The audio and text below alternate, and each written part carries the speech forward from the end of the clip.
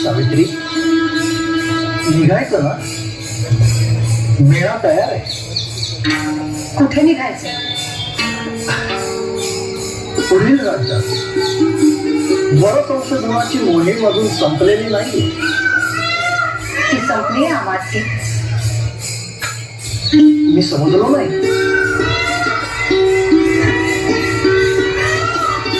मी निर्णय घेतलाय आमाची, सत्यवानाशी विवाह करण्याचा. सत्यवानाशी? नाही, म्हणजे सत्यवान सच्ची गुणी पराक्रमी आहे, पण आज लौकिक दृष्ट्या आमाची लौकिक काही प्रारब्धाच्या रथावर बसून प्रवास करत असते. आज आपण राजे आहोत, पण उद्याचं कोणी सांगितलं? सावित्री, तू राजवैभवात वाढलेली. सत्यवानाबरोबर आयुष्यभर खडतर वनवास भोगणं शक्य होणार आहे का? आमाची पती सधन असण्यापेक्षा तो गुणवान सशील असावा. अशा पतीच्या सान्निध्यात वनवासाचंही नंदनवन होते. परंतु दुर्गुणी किंवा गुणहीन पतीच्या सहवासात नंदनवनाचा नरक होता आम्हाला. सत्यवान गुणवान आहे आणि म्हणूनच त्यांना वळण्याचा निश्चयही केला. नारायण नारायण. आपण अगदी योग्य वेळी आलात मुनीवर. सावित्री, तुझ्याशी काही बोलण्यासाठी मी येथे आलो आहे. मुनीवर, मी आपणासाठी दुग्धपानाची व्यवस्था करतो. नारायण. बाळ सावित्री, हा तुझा निर्णय पक्का आहे? अन्यथा सत्यवानापेक्षाही अधिक चांगलं स्थळ मी तुला सुचवू शकतो. मुलीवर भारतीय स्त्री ही आयुष्यात एकाच पुरुषाला मनानं पती म्हणून वरते. तसं मी सत्यवानाला वरलंय. सावित्री, सत्यवान अत्यंत गुणी आहे, तुझ्यासाठी योग्य आहे, पण हा तुझा निर्णय तुझ्यासाठी घात करू शकतो. म्हणजे बाळ, तू ज्या सत्यवानाला पती म्हणून निवडला आहेस तो अल्पायुष्य. बरोबर आजपासून 1 वर्षानं तो मृत्यू पावेल. तू स्वतः दुःखाच्या खाईत का प्रवेश करते? जन्माला येणारा प्रत्येक जीव हा मृत्यू सोबत घेऊन येत असतो. माझ्या नशिबी कदाचित 1 वर्षाचं सौभाग्य असतं. पातिव्रत्याचं सामर्थ्य हे काळापलीकडे असतं. मुलीवर, आपण मला माझ्या अल्प सौभाग्याची आधीच कल्पना दिली, हे चांगलं झालं. आता मला आयुष्यभराचं सुख हे वर्षभरातच जमा करावं लागेल आणि त्यासाठी मला आता विवाहाची घाई करावी लागली. मला आशीर्वाद द्या. कल्याण अवस्था. नारायण नारायण.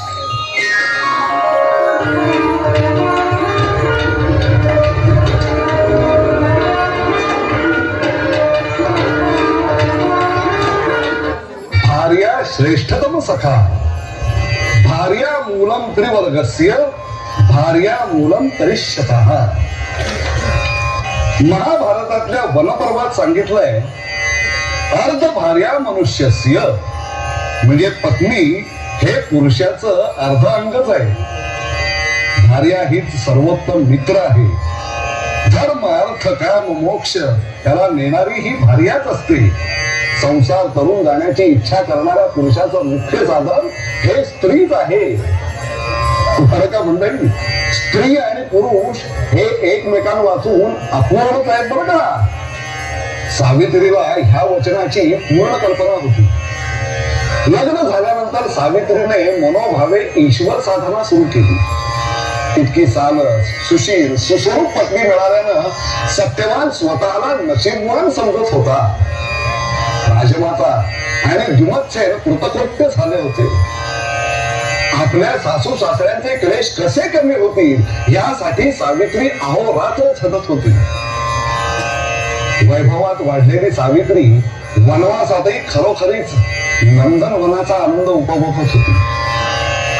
पती अल्पायुषी आहे हे ठाऊक असताना देखील दुःख घेऊन हसत मुखाने संसार करत होती.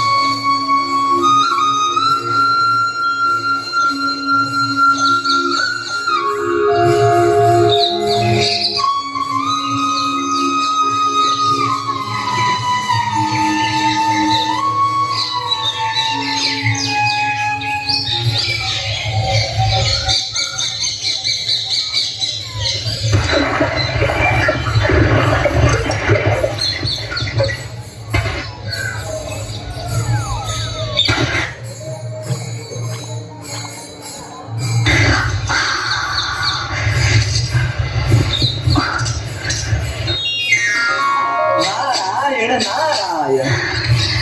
नमस्कार मुनिवर. सावित्री, कशी आहेस? संसार सुखात नाहून निघते.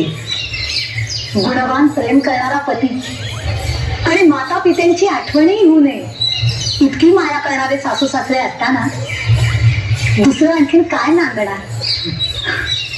सावित्री, सुखासीनतेत आपण भविष्यात येणाऱ्या दुःखालाही स्मरत नाही. नारायण नारायण. मुनिवर, उद्याच्या दुःखासाठी आजच्या आनंदाचा बळी का द्यायचा? विधिलिखित तर मी बदलू शकत नाही. जे अशक्य आहे त्याचा शोक करण्यापेक्षा आयुष्यातला प्रत्येक क्षण मी अमृतमय करण्याचा प्रयत्न करते. सावित्री, भविष्यात दुःखाचा डोंगर कोसळणार हे ज्ञात असताना, सतत मृत्यूची छाया असताना देखील तू हसत मुखाने संसार करतेस हे खरोखरच अद्वितीय. मुनिवर, पतिभक्ती ही साधना आहे आणि साधना ही माणसाला कोणत्याही आपत्तीतून तारून नेते असा माझा विश्वास आहे. अल्पायुषी पतीसाठी तुझा जीव इतका तळमळतो? मुनिवर, ज्या पती बरोबर मी सप्तपती चालले त्याच पतीचा सहवास मला 7 जन्म मिळावा एवढीच इच्छा आहे. सावित्री, तुझी पतिनिष्ठा पाहून मी तृप्त झालो. मी तुला शब्द देतो, माझ्या परीने जेवढं शक्य होईल ते मी नक्कीच करेन. परंतु विधी लिखित बदलणे मला शक्य नाही.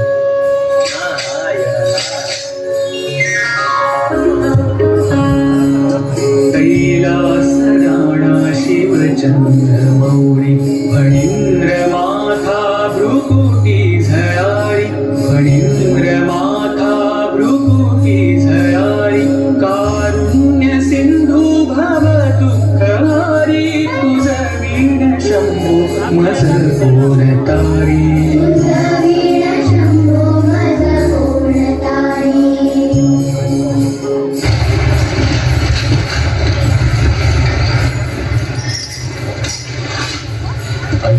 बाबा, नमस्कार करतो. आयुष्यमान. सावित्री कुठे बाहेर गेली आहे का? तिला कुठली उसंत, घरातलं सगळं करून पाणी आणायला गेलीये ती. आपल्यामुळे त्या पोरीच्या नशिबाला वनवास आलाय. फार कष्ट पडतात तिला. अगदी खरंय बाबा. मी तिला मदत करावी म्हणतो तर ती मला तसं करून देत नाही. मला फार वाईट वाटतं. इतक्या सुखात लाडात वाढलेली ती इथे मात्र तिला कष्टमय जीवन जगावं लागतंय. ज्याला तुम्ही कष्ट म्हणता ना तेच स्त्रीचं खरं सुख असतं. आपल्या कुटुंबाचं करण्यातच स्त्रीला धन्यता मिळते. तर कसली धन्यता जाईल? पती म्हणून मी तिला कोणतंही ऐहिक सुख देऊ शकत नाही. मला तर वाटतं तो सण सावित्री आपल्यापासून लपवते. कधी कधी अचानक खिन्न होते ती. अगदी स्वाभाविक आहे ते. आपणही ऐश्वर्य भोगलाय आणि आता हे असं वनवासी जीणं आणि कधीही न केलेले कष्ट उपसायला लग्न, त्याच्या यातना कशा असतात तुला माहितीये. आपलं दुःख तिला कधी ना कधीतरी जाणवणारच रे. ते काय नाही आता बाबा, मी ठाम निश्चय केलाय, आपलं गेलेलं वैभव मी परत मिळवणारच, आणि त्यासाठी इतर राजे मला मदत करतील नक्कीच. बाळा, वेळ येताच ते घडेलच, पण असा आतताईपणा करून काहीही उपयोग नाही. शौर्य संयमानं शोभतं, यशस्वी होतं. सावित्रीच्या पायगुणांनी पुन्हा सुखाचे दिवस नक्की येते, मला खात्री आहे.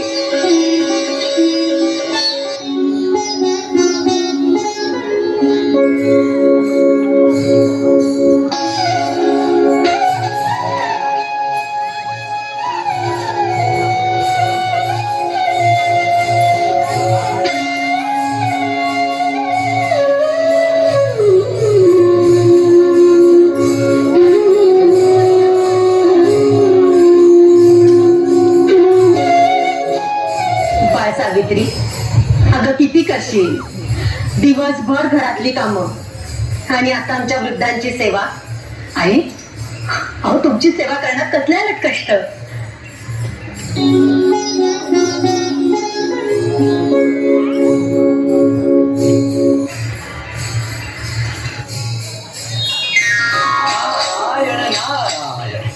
मुनिवर,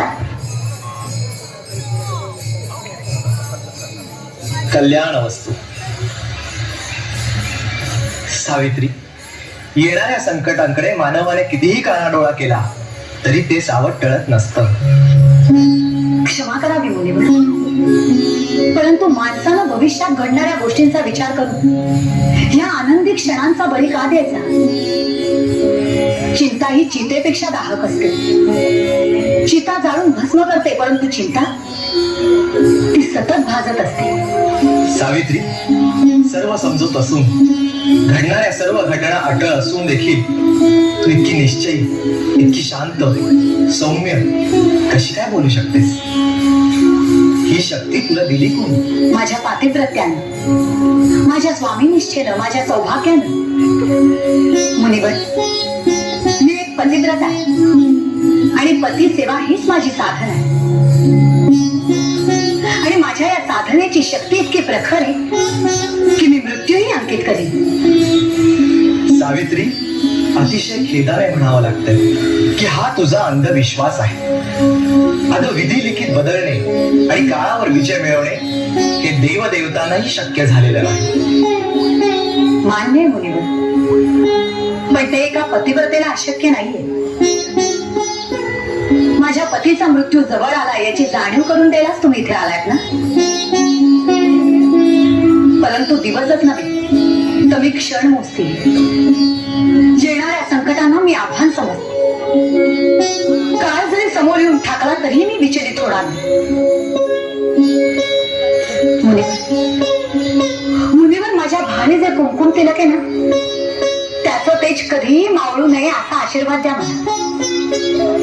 माझ्या माथी अखंड सौभाग्याचं लेणं वाद करू दे असा आशीर्वाद द्या. असा आशीर्वाद मी तुला कसा देऊ पुढे. नमस्कार.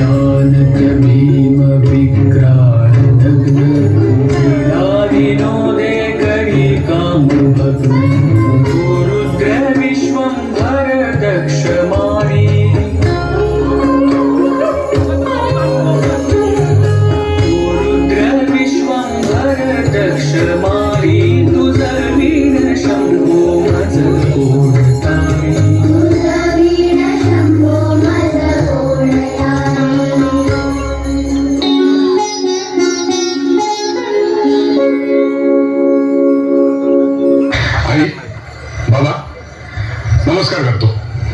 सुखी बाबा.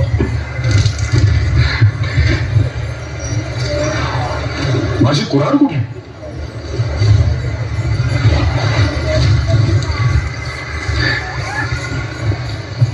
हे काय सावित्री, आज विजयादशमी एका शस्त्राची पूजा करायला? या शस्त्रानं महाकाय वृक्ष तुटून खाली पडतात. हे शस्त्र आपणास देवस्वरूपच आहे, तेव्हा त्याची पूजा नको का करायला? तू म्हणतेस ते अगदी खरं आहे. मला त्या वनात जायला उशीर होतो, मी निघतो. आज मी देखील येणार आहे तुमच्या बरोबर. काय? तू माझ्या बरोबर येणार आहेस का? लाकडं फोडायला? ऐकलं का मागे? ही माझ्या बरोबर वनात येणार आहे.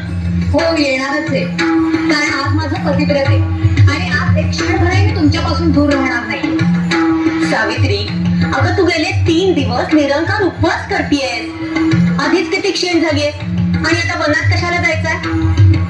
सत्यवान लाकडं तोडून आणेल आणि कंदमुळं पण घेऊन येईल. आपण माझा अर्थ समजून घ्यावा माते. माझं पतिव्रत आहे, ते मोडलेलं तुम्हाला आवडेल का? अहो, तुम्ही पोरीच्या व्रतात बाधा कशाला आणता? तुला जायचं असेल तर जाऊ द्या. अहो, काहीतरी काय बोलताय? जंगलातली श्वापद, भीतीदायक वाटा, कधी काय होईल याचा नेम नाही. माते, तुम्ही आमची अशी कधीच चिंता करत नाही.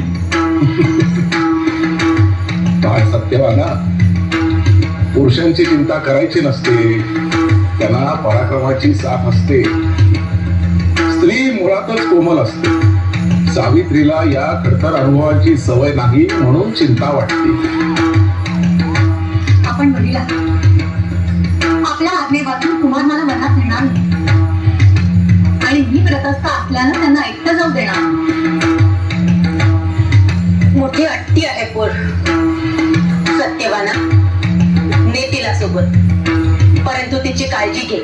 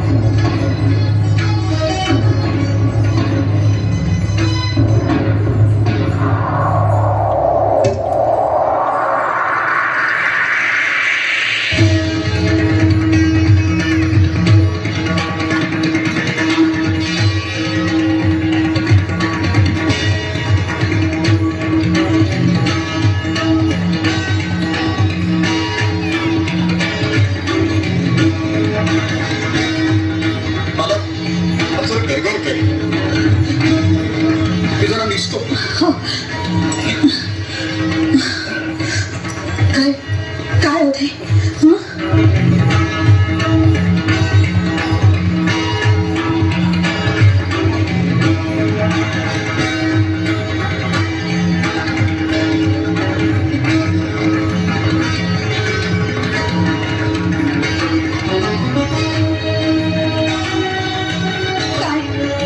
काय होतंय आपल्याला? काय होतंय?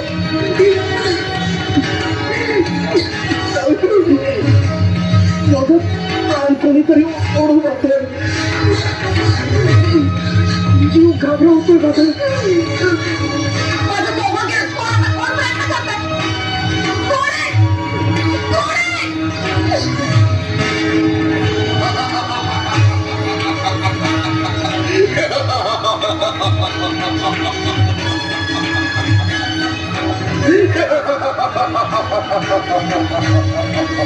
देवादिदेव यमराज, माझ्या सौभाग्यावर का घाला घालताय?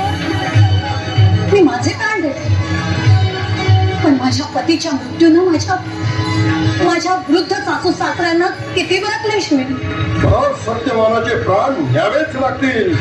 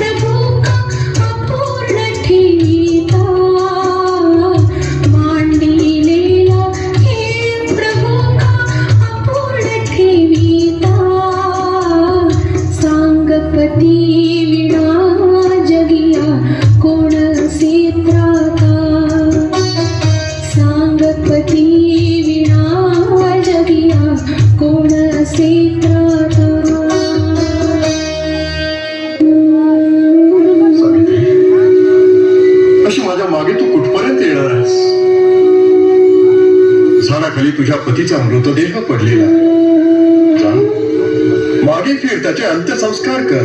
जा तू. हे देवेश्वर, माझ्या पतीचे ज्योतिरूप प्राण आपल्या पाशात अडकले आहे. आणि भारतीय स्त्रीचा प्राण तिचा पतीच असतो. आपण विश्वपिता आहात. माझे प्राण काढ. मला वैधव्याच्या घाईत लोटू.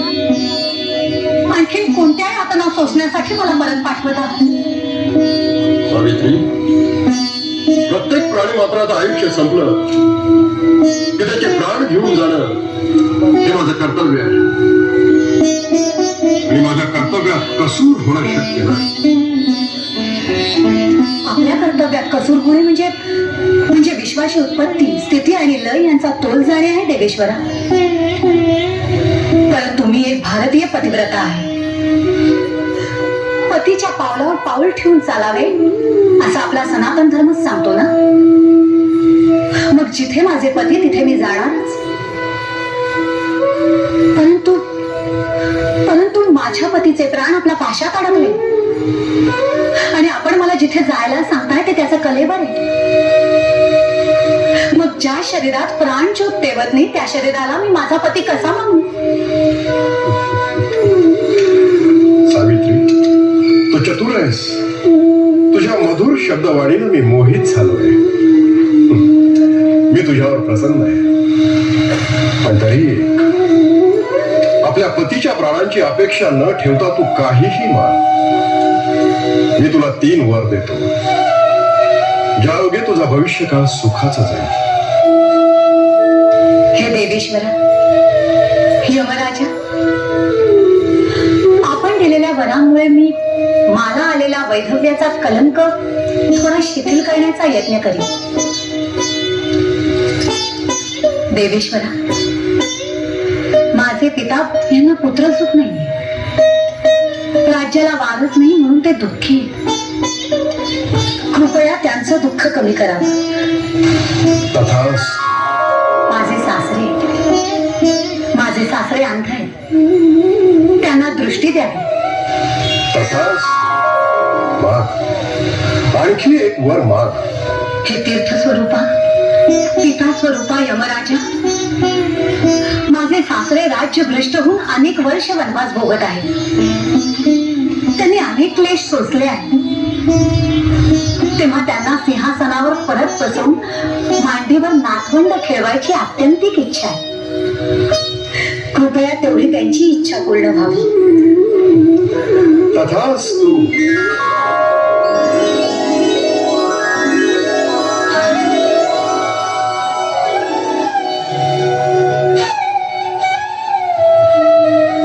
सावित्री, तू दोन्ही कुळांची उद्धार करते झालीस. तथापि तू स्वतःसाठी काहीही मागितलं नाहीस. तुझ्या इच्छेप्रमाणे मी तुला 3ही वर दिले आहेत. आता तू परत जा. मीही जातो. मी परत कशी जाऊ देवेश्वरा. माझ्या सासऱ्यांना जर मांडीवर नातवंड खेळवायचे असतील तर त्यांच्या एकुलत्या एका मुलाशिवाय ते कसं शक्य होणार. माझ्या पतीशिवाय मला पुत्र प्राप्ती कशी होणार हे सांगा बरं. तेव्हा देवेश्वरा, माझ्या पतीचे प्राण मला अर्पण करून आपण आपल्या वराला सत्यता द्यावी.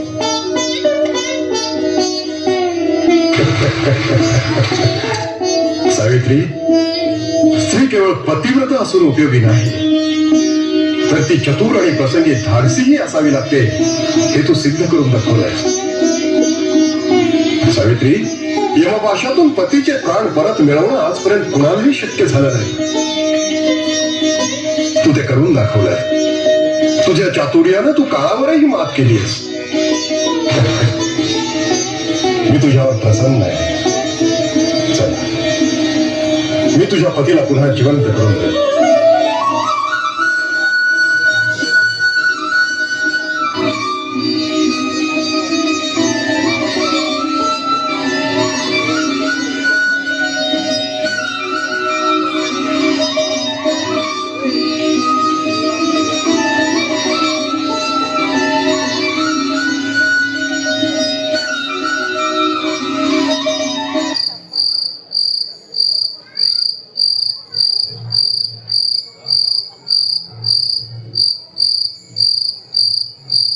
स्वामी, अजून सत्यवान सावित्री आले नाही.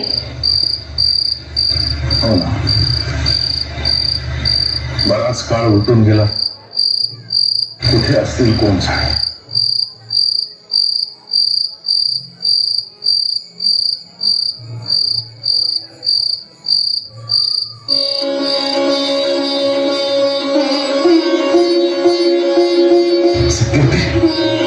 सत्यवती, स्वामी, आम्हाला सगळं दिसतंय. स्वामी, खरंच स्वामी, तुम्ही खरंच सांगताय? खरंच सांगतोय. ही जमीन, आकाश, झाडं, फुलं, वेली सगळं सगळं आम्हाला दिसतंय.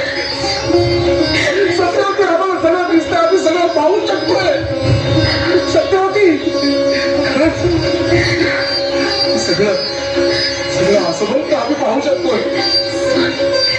स्वामी, तुम्ही आता सावित्रीला बघणार. स्वामी, खरंच मी माझ्या सत्यवान आणि सावित्रीला पाहू शकला. परमेश्वरा, काळाचे भय मानसी धरू नको, दुष्टासी शंकू नको, ज्याची स्मरणे पतित तरती, तो शंभू सोडू नको, तो शंभू सोडू नको.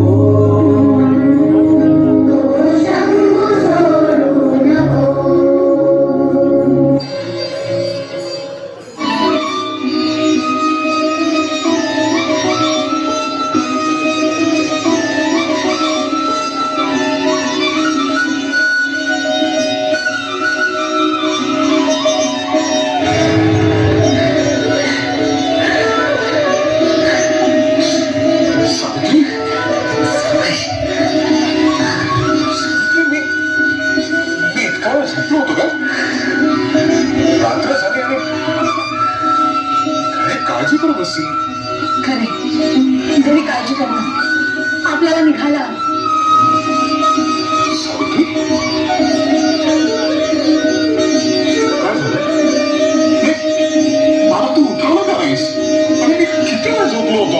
हे बघा, काय झालं काय? हे बघा, हे सगळं तुम्हाला मी घरी जाऊन सांगेन. पण आधी घरी तर चला. चला, सावकाश.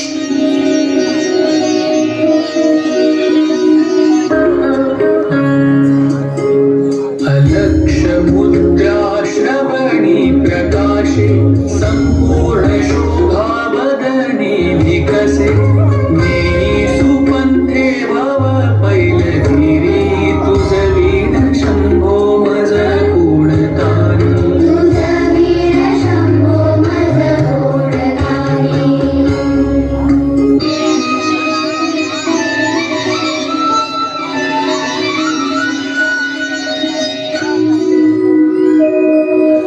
सावित्री, आज तुझ्यामुळे मी फक्त हे सगळं जग पुन्हा पाहू शकतो.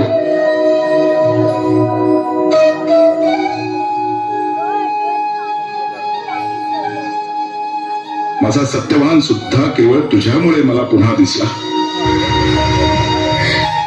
सावित्री, तुझी पुण्याई फार मोठी आहे बाळा. काळाशी झुंज देऊ तू आज खऱ्या अर्थाने अखंड सौभाग्यवती झालीस. कोरी, आपण वडीलधाऱ्यांच्या आशीर्वादाला मी सार्थक करू शकले, हेच माझं भाग्य. पतिव्रत फळाला आलं.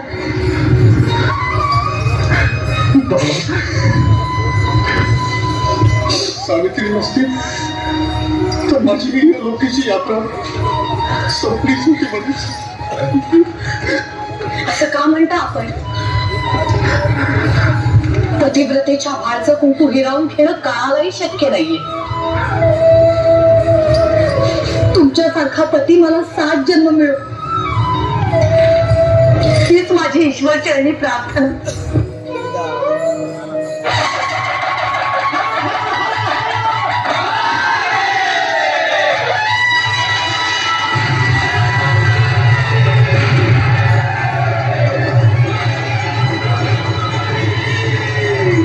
अश्वपती महाराज,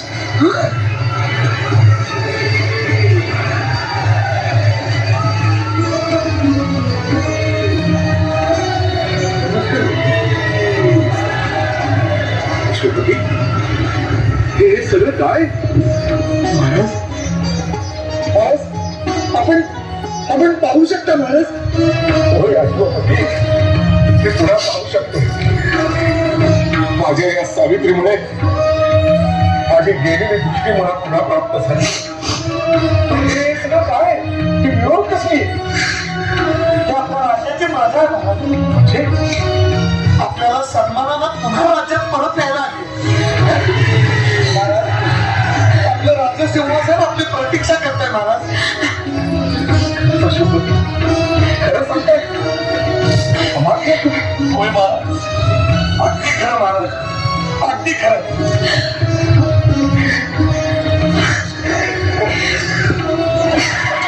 आपण हा राजवेश परिधान करावा आणि अंबारीत बसून पुन्हा सर्वजण राज्यात चालावं. आपल्या राज्याचं स्वामित्व आपण सांभाळावं महाराज.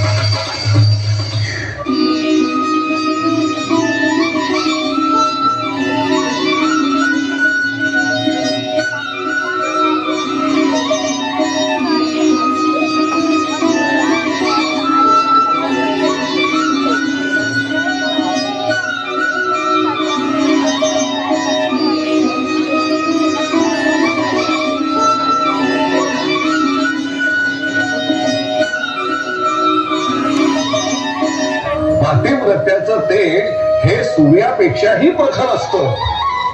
कालचक्र उलट फिरवण्याची शक्ती त्यात असते. काळावर विजय मिळवणाऱ्या सावित्रीनं पतिकुलाचा उद्धार तर केला, पण त्याचप्रमाणे पितृकुलाचाही उद्धार केला. जी जन्म देते, जोपासते, उद्धारते तीच जगन्माता. म्हणूनच आपल्याकडे स्त्रीला जननी असं म्हणतात. बरं, पण महाराज, वटपौर्णिमेला वडाला दोरा का गुंडाळता? हे बंधन आहे जे पुनर्जीवनाचं मूर्तिमंत उदाहरण आहे. त्या वटराजाला सुहासिनी 7 जन्माचं बंधन घालतात आणि 7 जन्म हाच पतीला बुधे असा आशीर्वाद मागतात. सावित्रीचं तेज, बल, निष्ठा आणि निश्चयी पतिप्रेम आपणामध्येही मानावं असा वसा मागतात. म्हणूनच ज्येष्ठ महिन्यातल्या वटपौर्णिमेचं महात्म्य बहु थोर आहे. जी पुण्यवान सुलक्षणा सौभाग्यवती आज मनोभावे या वटराजाची पूजा करील, तिच्या सर्व मनोकामना पूर्ण होतील आणि तिला या वटराजात सत्यवान सावित्रीचं दर्शन घडेल. सती सावित्रीचं तेज तुम्हालाही प्राप्त हो. तुम्ही मनोभावे या वटराजाला वंदन करा आणि सत्यवान सावित्रीचा आशीर्वाद घ्या.